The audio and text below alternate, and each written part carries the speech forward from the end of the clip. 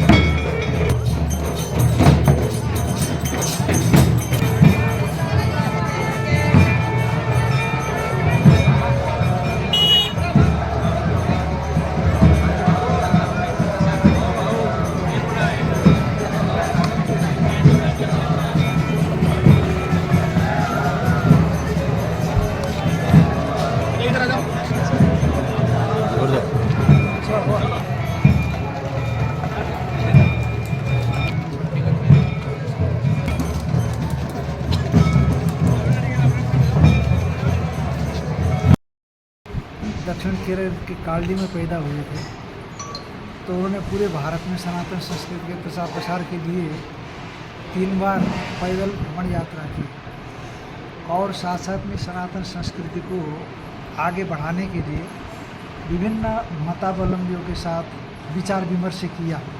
उनको हराने के लिए नहीं, बल्कि सनातन संस्कृति जो हमको सांसारिकता से परमार्थ की ओर बढ़ाने वाली संस्कृति है, उसको आगे बढ़ाना और अद्वैत दर्शन को उस पराकाष्ठा तक पहुंचाना जो सभी लोग के लिए लाभदायक हो, सार्वजनिक हो। इसके लिए उन्होंने अथक परिश्रम किया, प्रयास किया। भगवान शंकराचार्य जी के विषय में कहा जाता है, अष्टवर्षीय चतुर्वेदी, 8 वर्ष में 4 वेदों को ज्ञाता हो गए और 12 सर्वशास्त्र, 12वें साल में संपूर्ण शास्त्र को उन्होंने जाना और 16 कृतवन भाष्यम, 16 साल में तमाम उपनिषदों पर, ब्रह्मसूत्र पर, गीता पर शांकर भाष्य की रचना की। नहीं तो हम लोग उस उपनिषदों के, ब्रह्मसूत्र के और गीताओं के रहस्यों को हम समझ नहीं पाते। तो ऐसे रचना करने के बाद द्वात्रिंशे मुनिरभ्यगा और 32 साल के इतने छोटी अवस्था में इतना विशाल कार्यक्रम करके तमाम 4 जगह, चारों भारत के पूर्व पश्चिम उत्तर दक्षिण दिशाओं में मठों की स्थापना की और साथ साथ में अपने शिष्यों को अपने ग्रंथ पढ़ाया और ग्रंथों का लेखन भी किया। और आचार्य शंकर ने हम लोगों को ये दिखाया कि किसी भी संस्कृति को लंबे समय तक जिंदा रखना है तो उसके लिए एक केंद्र होना चाहिए, फिजिकल केंद्र भी होना चाहिए, सेंटर होना चाहिए। साथ साथ में उसके लिए ग्रंथ होने चाहिए, उसके सिद्धांत का प्रतिपादन होना चाहिए और साथ साथ में उस सिद्धांत के प्रतिपादन करने वाले लोगों के बीच में ले जाने वाले योग्य जो कार्यकर्ता है वो भी होने चाहिए। तो इसीलिए उन्होंने इसी तरह से योग्य कार्यकर्ताओं का निर्माण किया और तमाम अद्वैत का केंद्र 4 मठों की स्थापना की और साथ साथ में अद्वैत के ग्रंथों का लेखन किया। तो न केवल अद्वैत ग्रंथ लेखन करके बुद्धिवादियों को ही अवसर दिया या मुमुक्षु को अवसर दिया, बल्कि जो मुमुक्षु बनना चाहते हैं, जो परमार्थ की ओर बढ़ना चाहते हैं, उनके लिए तमाम स्तोत्रों की रचना की, पंचदेव पूजन की पद्धतियाँ विकसित की।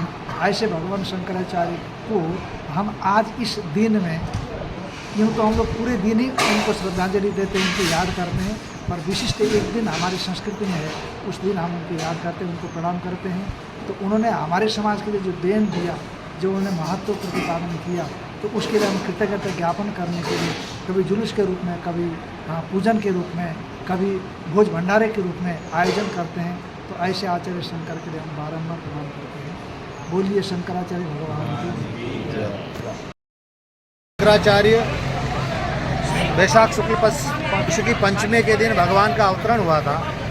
ये पंचदिवसीय आज अद्वितीय एक पंचदिवसीय उत्सव पहली बार ओंकार की पावन भूमि पे हो रहा है, जहाँ भगवान शंकराचार्य ने आकर के दीक्षा ली और सकल जगत को एकात्म दर्शन दिया। उन अद्वैत दर्शन के अद्वैत दूत को भगवान शंकराचार्य को आज हम सब लोग उत्सव के साथ में उनकी एक उत्सव मूर्ति का शोभा यात्रा निकली और 5 दिवसीय कार्यक्रम चल रहा है, जहां अद्वैत दर्शन को लेकर के नित्य रात्रि में सत्संग होता है। रात्रि में सायंकाल 6 बजे से 8 बजे तक और प्रातःकाल 7 बजे से भगवान का अभिषेक, भगवान का यज्ञ और भगवान शंकराचार्य के स्तोत्रों का पाठ किया जाता है।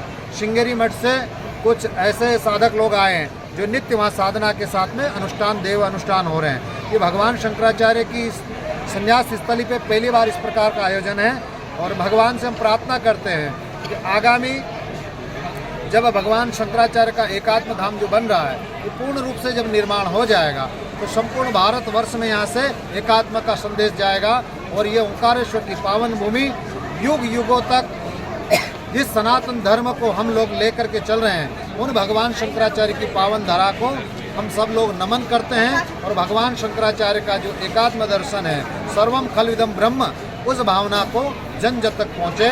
इस भावना के साथ बोलिए भगवान शंकराचार्य की जय, भगवान की जय, नर्मदा मैया की जय। बहुत बहुत धन्यवाद।